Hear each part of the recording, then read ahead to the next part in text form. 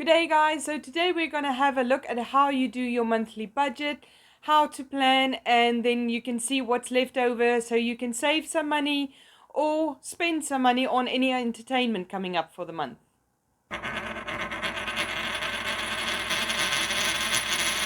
So let's get started guys. This is my home budget plan that I use every single month.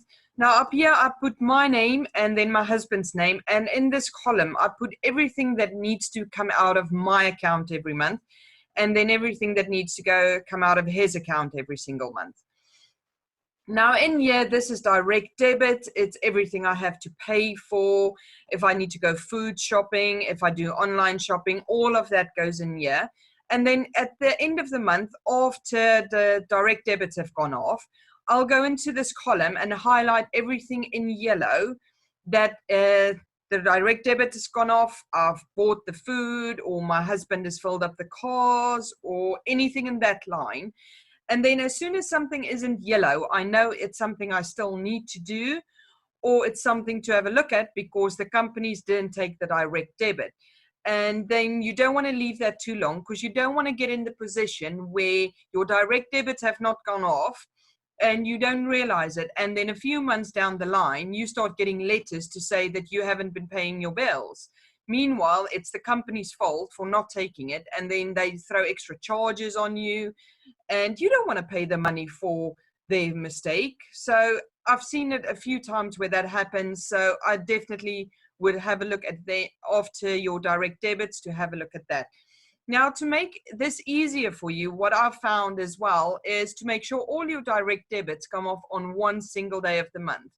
Then yeah, in your household expense, you know exactly how much money needs to be in your account to get all of that sorted out.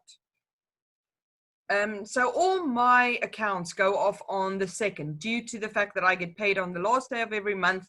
I want to give myself a day grace for if anything goes wrong, the company pays me late or the money comes in late. Because it happens so many times in life where for some reason the bank transfer doesn't work, or someone's off ill, or for any reason whatsoever, your money comes in late. So I always give myself a day grace for making sure that my money is in my account when my direct debits go off. So in here, below your household expenses is where I normally put in saving spots. If you want to save for your daughter's future, your boy's future, maybe for university, holidays, or anything in that line, I usually put in there. And that money I make like a personal direct debit. So directly after my direct debits, that automatically goes off, because the best time to save money is directly after you get paid, before you start spending money. And then here at the bottom, we put in our incomes.